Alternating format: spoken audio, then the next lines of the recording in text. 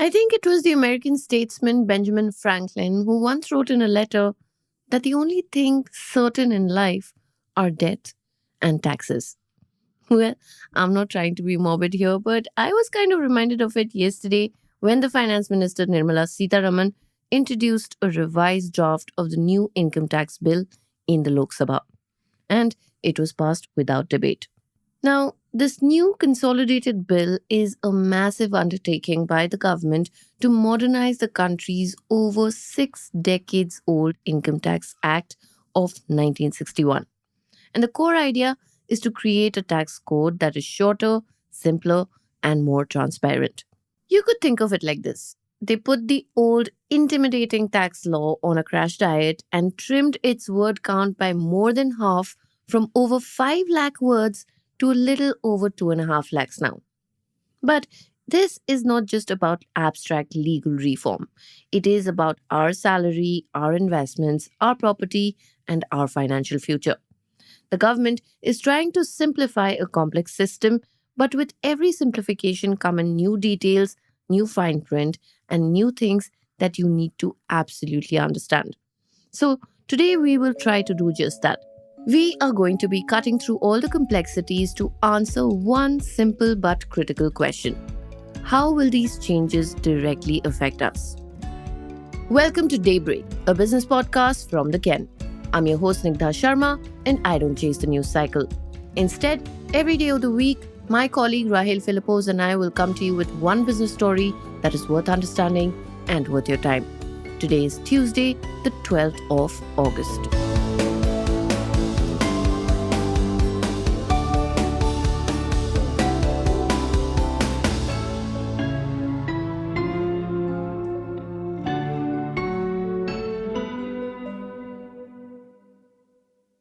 First, let us clear up a major point of confusion. The government has made it clear that the new bill does not change the existing income tax rates or slab. Like I mentioned earlier, the bill's main focus is on simplifying legal language and removing obsolete provisions, and not on imposing new taxes or altering the tax burden on individuals. And this means that the tax slab for both new and old tax regime remain the same. Okay, so now that that is out of the way, here is the first practical change that could be a lifesaver for many of us, and it is about TDS refunds and late filings. Now, let's be honest, we've all been there. A deadline looms, something urgent comes up, and you miss the due date for filing your income tax returns. Under the old system, this could make it difficult or almost impossible to get a TDS refund or tax deducted at source refund.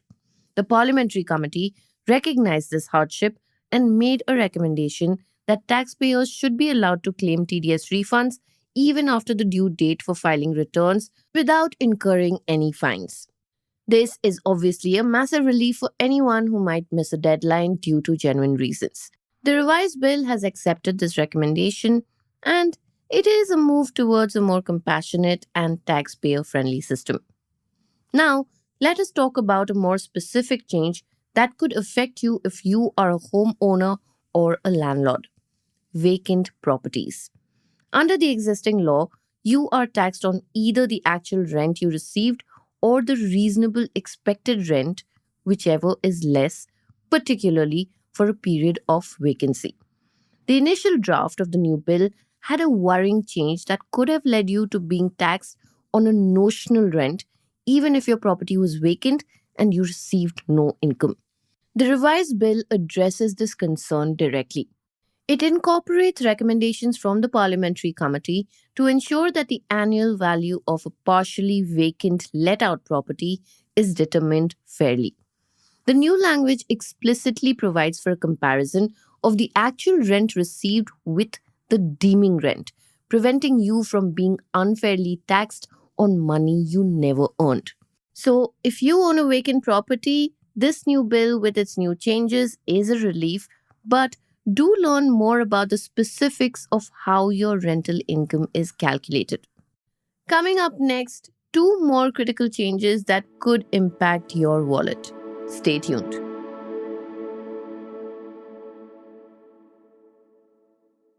Okay, So now let us look at a change that will affect some of you in retirement. Commuted pensions for non-employees. A commuted pension is an option available to retirees that allows them to receive a portion of their pension as a lump sum while proportionally reducing the monthly pension amount. Under the existing rules, salaried employees who received a commuted pension get a tax deduction under the salaries head. But what about non employees like freelancers who receive a similar pension from a fund? The Parliamentary Committee recognized this disparity and recommended that a similar deduction be explicitly allowed for non employees under the head Income from Other Sources. The new bill has accepted this recommendation, and this is a small but powerful change that levels the playing field for different types of workers, ensuring that everyone who receives a commuted pension is treated equitably under the tax code. This applies to those receiving pensions from specific funds like LIC Pension Fund.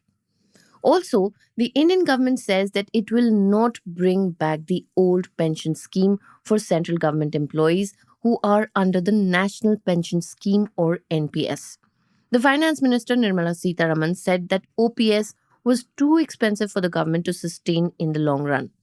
Instead, a new option called the Unified Pension Scheme or UPS has been added under NPS, and it gives assured retirement payouts, 50% of the average basic salary from the last 12 months before retirement if the person worked at least 25 years. And if the service is less than 25 years, then the pension is reduced proportionately. Now, the next change is about donations. Many people like to donate to religious or charitable trusts, and the tax benefit from these contributions are often an important consideration. Under the old rules, there was some ambiguity. The new bill clarifies this, but it is a detail that you need to pay close attention to. It now says that purely religious trusts can continue to receive anonymous donations without them being taxed. However, and this is the important part, if a religious trust also undertakes other charitable activities such as running a hospital or a school, any anonymous donation it receives will be taxed. So, if you're one of these donors, it is vital to understand the specific nature of the trust that you are donating to. All donations will not be treated the same way. You will need to find out if the organization that you're donating to is purely religious or if it is a mix of religious and charitable. So, finally, what is the big picture here? The new income tax bill is a massive step towards modernizing and simplifying Indian tax laws. And that is, of course, a good thing. The government's decision to listen to feedback and refine the bill shows a willingness to make a more fair and transparent system.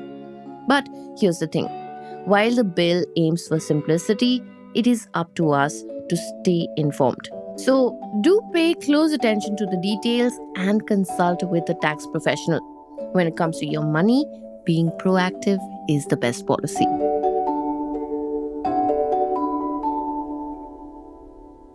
Daybreak is produced from the newsroom of the Ken, India's first subscriber-focused business news platform.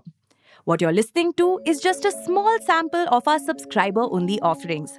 A full subscription unlocks daily long-form feature stories, newsletters, and podcast extras. To subscribe, head to theken.com and click on the red subscribe button on top of the Ken website.